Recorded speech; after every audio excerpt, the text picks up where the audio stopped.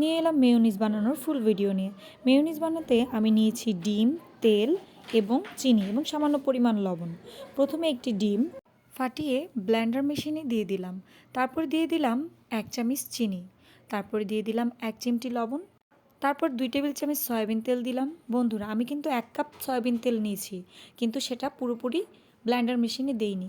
আমি একটু একটু করে তেল ব্যবহার করব, কেননা যদি একেবারে ব্যবহার করি তাহলে মেয়োনিজটা পাতলা হয়ে যাবে, মেয়োনিজটা তৈরি হবে না। এই কারণে অবশ্যই আপনাদের অল্প অল্প করে বারবার ইউজ করতে হবে, ভিডিওর মতো। ভিডিওটি দেখলেই বুঝতে পারবেন।